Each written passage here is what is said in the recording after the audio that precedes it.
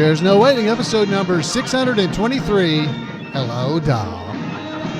Two Chairs No Waiting is brought to you each week by the folks over at WeaversDepartmentStore.com. Drop by over at Weavers and pick up some of the cool stuff they got over there. If you hadn't seen it, you can check out Mayberry First. That's a book by Randy Turner. It's definitely something you would want to check out. He does our This Week in Mayberry History. Great book. Go and check it out. It's something I hadn't mentioned in a long time. If you need a goober beanie, head over to Weaver's Department Store and you can get you one. WeaversDepartmentStore.com. Two Chairs No Waiting is also brought to you by donations from listeners just like you. The executive producer of episode number 623 is Butch Ruffner. Hello, everybody. I'm Alan Newsome, the host of Two Chairs No Waiting, and it is great to be here with you in Mayberry. Every week we get to visit just a little while and talk about just the fun things that are going on around the Andy Griffith Show, if there's any new news or anything like that. Or we just get to revisit and go back and talk about some of our favorites from the show. And it's always kind of amazing to me when I realize I haven't talked about somebody for a long time. And this week is Hello Doll is the one I'm wanting to do for you. Because I just, it's just too good. You guys know where that comes from, right? Hello, doll. Jean Carson is who we're going to be talking about. Her birthday would have been a few weeks ago now. It would have been February 28th, and she was born back in 1923. So we're getting close. Another couple of years of the podcast, and we'll have a big celebration for her on April 28th. But until then, we're going to go back and just talk about her just a little bit and visit. And we're going to try to do a little bit of trivia. Hopefully we'll still have time for that, and hear from Randy Turner. So let's go ahead and get this thing started, and we'll have fun visiting about Jean. So I'm going to get us just a little bit of background music, just so you don't have to just listen to me talk. It's Mockingbird by my friend Tim White and the VW Boys from their CD.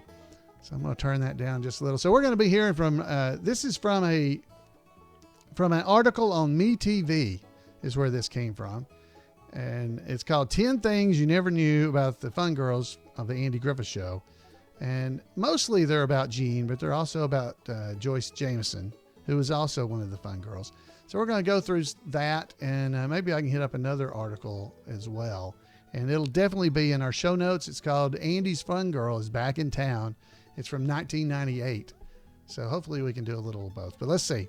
So 10 things that you didn't know about the Fun Girls from the Andy Griffith Show. Some of the most memorable Mayberry characters hardly ever appeared on the Andy Griffith Show. I don't know if you knew this. Ernest T. Bass, we've talked about this. Howard Morris. He's only on 5 episodes.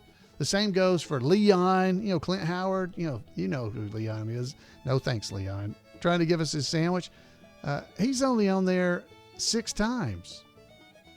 He's only on there, well, maybe not even 6. Yeah, Briscoe Darling managed to be on there several times, but he's only on 6 episodes. Do you realize that? I mean, it's just amazing. So tonight we're talking about the Fun Girls, right? So the Fun Girls, that's Jean and Joyce. They were only on 3 episodes of the Andy Griffith Show, the Fun Girls. And yet we think about them as having been on there many times. And I just think it's amazing. So the impact was great. And was there a more correctly named duo on the Andy Griffith Show than the Fun Girls? This is Skippy and Daphne, of course, and they were bouncing around from Mount Pilot and blonde-headed, and they were ready to party and go do all this stuff. In the episode Barney Mends, A Broken Heart, the Fun Girls made their very first appearance, and it's just amazing. So here are Jean's first words on the Andy Griffith Show. Well, what'd you have in mind for a night, Bernie? Barney. What do you mean? I mean, what do you feel like doing? You feel like stepping out? There's a place over in Harnett that's got dancing and everything. Well... Listen, there's a pizza place over by the county line. They even serve beer. Well, I don't think so. Let's go to the Gigolo Club over in Yancey. They got a floor show there. I don't know if you can remember, but when she started talking, there was a guy sitting in the booth behind Andy and Barney, and the guy just like turns and kind of looks over his shoulder because her voice was so low. Oh man, that was absolutely amazing. Great stuff there. So, of course, the words that we always remember from Jean were these. Hello, doll. Hello, doll.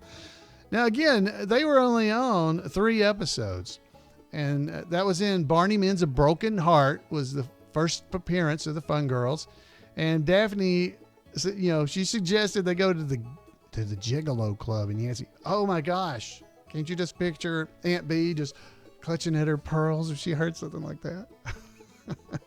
As Daphne, Jean Carson coined one of the sitcoms, one of the Andy Griffith Show's most favorite catchphrase, because I've already played it twice. Hello, doll. Is that. Oh, wow. And of course, Joyce Jameson, she had that wonderful smile as well. Despite their few appearances on the show, the producers must have really liked the actresses because they returned in different characters on different shows even, but all related to the Andy Griffith Show. Did you notice that? You probably did. Jean especially, she was on at least as a different character on the Andy Griffith Show. So here's some other things you may or may not know. Did you know that Jean Carson came back and played a different character only a month after she played the first character on there? The Fun Girls appeared in season 3's Barney Mends' A Broken Heart, and it aired in November of 1962. A month later, 5 episodes later, she turned up again in Mayberry as an entirely different character on the Andy Griffith Show. And that said this. You listen to Big Maud. Come on. You listen to Big Maud. Yeah, so you know that was the Convicts on Convicts at Large.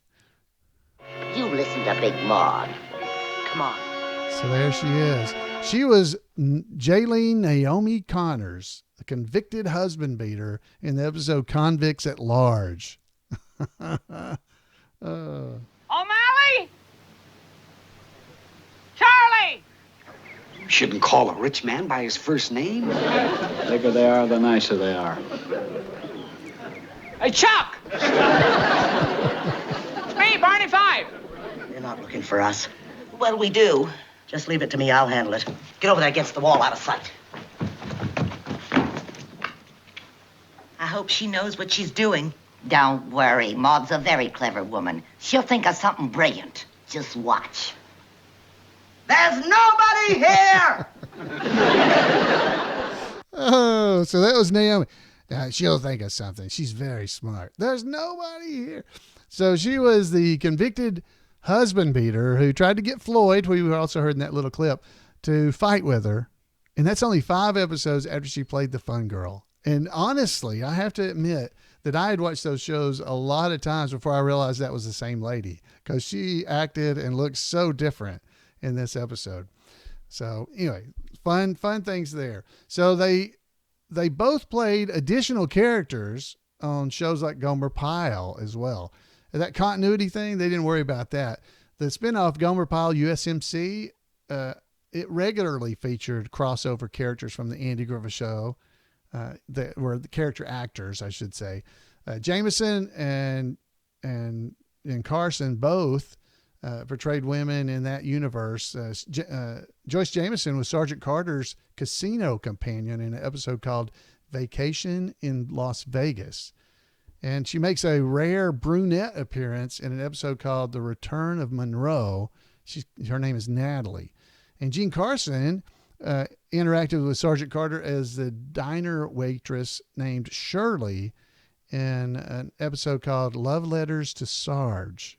So that's when they were pretending they were having love letters going to him, and he thought he had a girl liking him, and it was really Gomer getting this girl to do it for him. Anyway, that's not the Andy Griffith Show, but it was on Gomer Pyle, so it's cousins at least. So did you know, which I did not, that Jean Carson auditioned for the voice of Betty Rubble?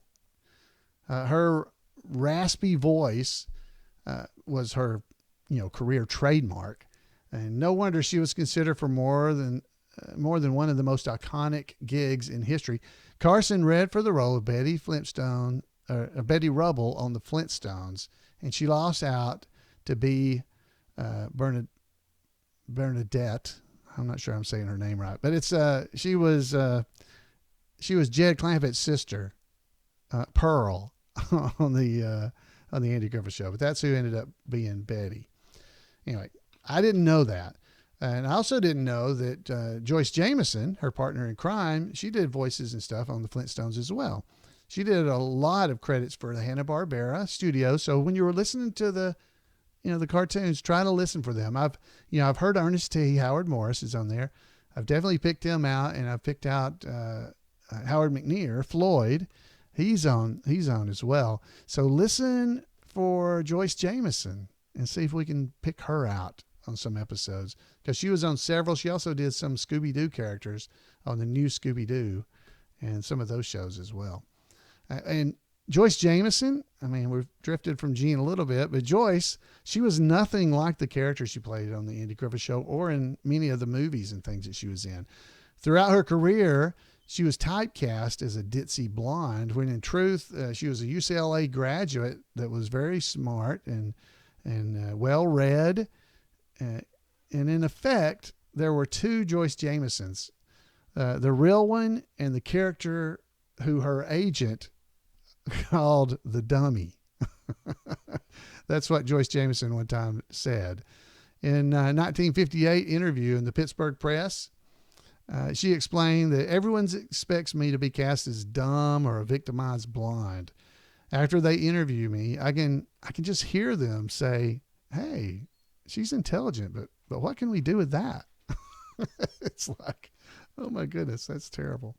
Anyway, that's how she felt. And so I thought that was interesting. Here's something I didn't know. Jean Carson and Jack Dodson studied at the same university. That's right. Jean Carson was far more intelligent than her own screen character appeared as well.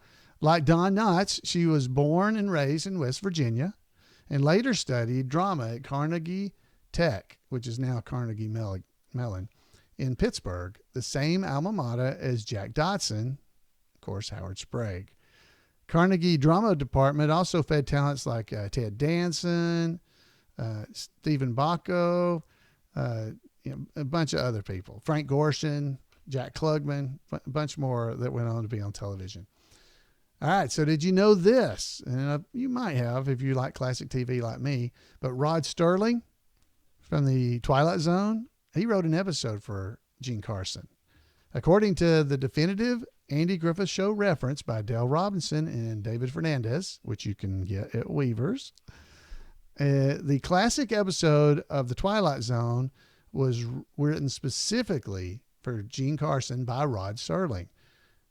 The name of the episode is called The Most Unusual Camera, and it cast Carson as a bad girl, one of a pair of thieves. There was three of them, actually. There's two men and her that were thieves, and they ended up getting this camera that took pictures of the future. So with that, they were able to win at the horse track and everything like that. Anyway, there's a twist, of course, at the end because it's the Twilight Zone. But maybe you didn't know that. And just one last thing I want to throw in here, or maybe a couple here. Joyce Jameson, she used to work in different contexts than just comedy and stuff. She was in Tales of Terror, a 1962 Edgar Allan Poe adaptation from the mind of Roger Corman. And she worked with Vincent Price and Peter Lorre. And later years, she did Comedy of Terrors as well. Jean Carson's son, Tracy, which I have met and did not know this, in her autobiography, More Than Just a Fun Girl from Mount Pilot, the Jean Carson story, the actress mentions that one of her sons, Tracy, has worked as Henry Winkler's double or stand-in on Happy Days. I didn't know that. I hit Tracy up about that. I did not know that. So that was cool information. And so that's most of the information that's available in that article. It also goes on to talk about Joyce Jameson, who was actually married to Billy Barnes. You may not know who that is, but he was a composer and actor, best known for a Billy Barnes review that showcased song and dance and stuff like that. Anyway, she was actually married to him. I didn't know that. So, all right. So let's move on. Let's see here. How are we doing for time? So I got more stories about Gene, and maybe we'll hold off and wait and pull those back later. I'm going to leave in the show notes. There's a article from 1998 that is about Gene. It's on imayberry.com. You'll find it there. There's a link. Will be in our show note, and it's called "Andy's Fun Girl is Back in Town. City's Native Hello Doll." Part of the show's legend. And it is an interview that they did with Gene in the, let's see, what is the name of this? The Gazette Mail was the name of the paper. And I believe it's there in West Virginia, because she was back for a high school reunion right before the big Mayberry reunion that was held in Kingsport, Tennessee in 1998, that summer. So there'll be a link in there if you'd like to go and read it, and maybe I can pull this up later and we'll talk about her. But I got to tell you that Jean Carson was one of the sweetest ladies. I think I've told this on the podcast before.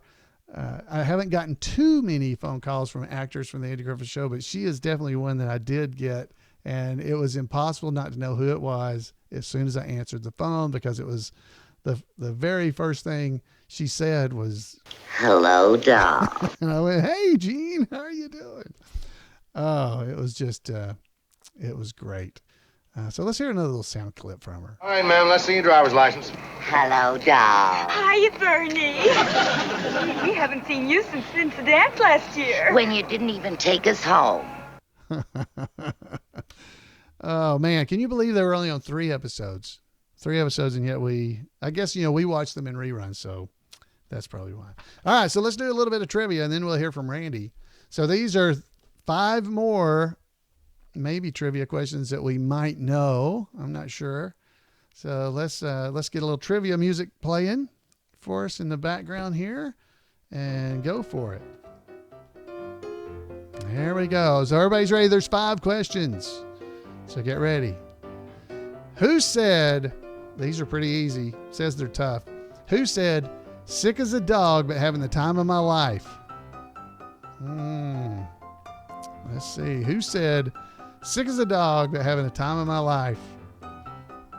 Trying to make you feel good tonight, giving you some easy trivia. All right. So if you don't want to know the answer, you can pause the podcast and think about it and then give it to me. So keep up with your own answer. The answer is, who said, "Sick as a dog, but having the time of my life"? That would have been Gomer Pyle. That was while they were riding in Barney's car. You remember that? Sick as a dog, but having the time of my life. All right, number 2. There's only 5. What was Goober's record for dismantling a carburetor? This one's not quite as easy. What was Goober's record for dismantling a carburetor? Come on. What was Goober's record? All right, pause if you don't want to know. The answer is 39 minutes and 12 seconds. I got some feedback from last week, too, where people are saying that might have been wrong answers on some of these. Like Goober's first date. All right, because they said it should have been probably Helen and Thelma Lou, because they went. All right, so number three. Who bet Gomer that he would not catch a trout in the pond near Lover's Leap Rock? Oh, now. Who bet Gomer that he would not catch a trout in the pond near Lover's Leap Rock? Ooh, that I do not know. Jim Sherrill is in our chat room, the trivia champion from Mayberry days. I bet he'll know this. Do you know it? I don't know this one. Who bet Gomer that he would not catch a trout in the pond near Lover's Leap Rock? All right. Wow, people did get it in the chat room. I did not. The answer is Bertie Bush. Bertie Bush. Good job. People in the chat room. Nice job. I'm sure Jim knew it, but he was letting everybody. He's nice, letting other people answer before he tells. I'm talking about the chat room, by the way. If you'd like to be a part of the chat room, you can join us live on Monday nights at 8 p.m. Eastern Time when we actually record the podcast. And you can be in here and interact with the other folks. There's 53 folks in there visiting, and you can enjoy yourselves. Number 4, how many episodes did the Pyle cousins, Gomer and Goober, appear in together? Okay, this one should be easy. How many episodes of the Andy Griffith Show did the Pyle cousins, Gomer and Goober, appear in together? Okay, this one's pretty easy. At least I think it is. Not counting the Return to Mayberry, it was 1. It was only 1 episode. 1 episode is it. The Fun Girls, as a matter of fact. The Fun Girls. The second episode, the Fun Girls were in. Wow, what do you know? Oh, what a tie-in. You know, I did that on purpose. All right, number 5. Here's our last question. These are all just for fun, so I hope you're having fun with it. What did Barney and Mrs. Mendelbright enjoy doing on the front porch? What did Barney and Mrs. Mendelbright enjoy doing on the front porch? All right. What did Barney and Mrs. Mendelbright... I love you too, Mrs. Brindlemite. What did they enjoy doing on the front porch? The answer is... Oh, they got it. The answer we got is counting cars. Counting cars. So folks in the chat room are getting it too. Good job. That's all 5. How'd you do? I hope you got at least 3 or 4 of them. Hopefully they're not too hard. We're trying to make them fun. All right. All right. So I hope you enjoyed that. That was fun. And now we get to hear more fun from Randy Turner. This week in Mayberry History. I can't say it like this guy. Welcome to This Week in Mayberry History, a report by special correspondent Randy Turner of the Gomer and Goober Pyle Comic Book Literary Guild of the Mayberry Historical Society. As we continue a deep dive into a look at Sheldon Leonard's career and how it led to his involvement in the creation of the Andy Griffith Show, we'll pick back up this week by looking at Sheldon's career in radio further. Sheldon played comedic versions of his gangster tough guy character on other shows in addition to the Jack Benny program. He was part of the ensemble in the Martin and Lewis Show between 1949 and 1953, starring Dean Martin and Jerry Lewis. It is also important to note for Mayberry fans that Sheldon was a cast member of the radio comedy Meet Me at Parky's, whose cast also included Opie Cates, the actor whose name was later used for Andy Taylor's son in Mayberry. Of course, not all of Sheldon's radio work involved comic roles. He often appeared in the ensemble of The Saint, the radio series based on the modern-day Robin Hood, featured in the novels of Leslie Charteris. The lead character, Simon Templar, was voiced by Vincent Price, while Sheldon played both heavies and more respectable characters. Already established as a go-to actor for quietly menacing gangsters, it was perhaps inevitable that Sheldon would also become part of the ensemble for the radio program Damon Runyon Theater. Runyon's tales were typically set around Broadway during Prohibition. Runyon is best known for his stories of gangsters who eschewed square names, had strong Brooklyn accents, and spoke using many slang terms. Character types that fit this mold are often said to be Runyon-esque, an adjective often used to describe Sheldon's performances.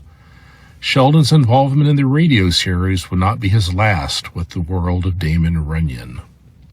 At this point, Sheldon had a lengthy acting career and had done some directing on the stage.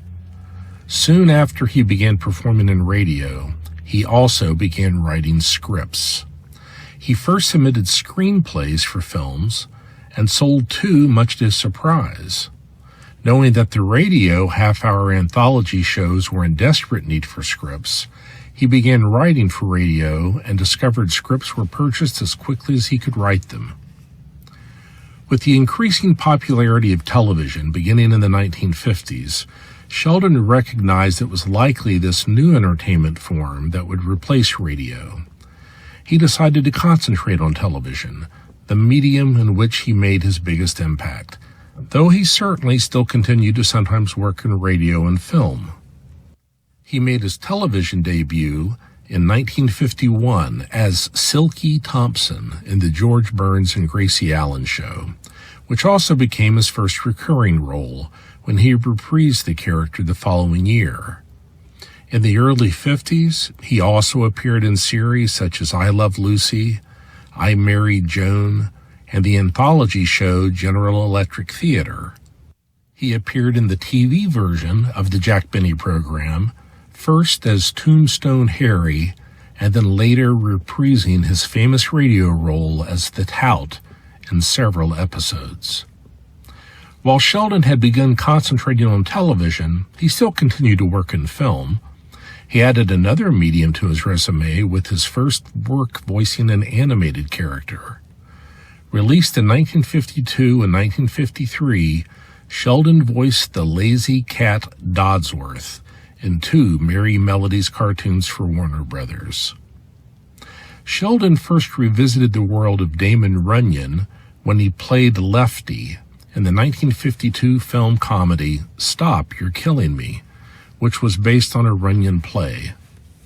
In 1953, Sheldon was Jumbo Schneider in Lewis and Martin's first color film, Money from Home, co-written by Runyon. 2 years later, Sheldon played his best-known Runyon role as Harry the Horse in the musical Guys and Dolls. That same year, he played Silky Mitts in the second season opener of the television series Damon Runyon Theater. An early indication of his business acumen that would be on wide display in later years, Sheldon had the foresight to put in his radio writing contracts that he retained the ownership of his radio scripts after they were produced. This allowed him not only to have a volume of work already completed that he could either resell or use as a basis for a new production, but was also invaluable when he later began writing for television. Some of his new television scripts, especially those for anthology shows with standalone stories, were adapted from the radio scripts he had previously written. Seeking more personal career control, Sheldon also began directing and producing in the early days of television, which brings us closer to his role in the creation of The Andy Griffith Show, which we will discuss in this series' conclusion next week. That's it for this week. As always, thanks for listening, and remember to take care of yourselves, take care of one another, and take Andy's advice, and go out there and act like somebody. Thank you, Randy. Man, he always comes up with great stuff. If you want to make sure you don't miss any of his great Mayberry content, send him an email at turnersgrade@gmail.com, turnersgrade@gmail.com, and he will definitely get back with you and make sure you don't miss anything. Thanks, Randy. So he mentioned that Sheldon Leonard was Dodsworth, and I didn't remember who that was, the character. But I found the character. I went out online and searched for who the Dodsworth, the cat. He did the voice of Dodsworth. Now, I have pictures on the video version I'm showing so that you'll see who he was. But he's basically a kind of a bigger and fatter version of Sylvester is what he looks like. He's black and white, just like Sylvester the cat. And Sheldon Leonard did the voice for this cat. And I've seen that cartoon many times in my life, and I did not know that was Sheldon Leonard. So, man, Randy, great job with just new and great information for us all. Folks, I hope that you enjoyed being here in Mayberry and just spending a little bit of time visiting and talking and just having fun, thinking back about Gene Carson and just some of the the fun that she provided us over the years, as well as Sheldon Leonard and so many others. The Fun Girls were great. And just everybody on the Andy Griffith Show just added so much to the town of Mayberry. It made it seem so real to us all, at least to me, and hopefully to you as well. And I would love to hear from you about your thoughts about maybe these characters or some other characters that were only on the show from time to time, but yet we still remember them so clearly. It's pretty amazing.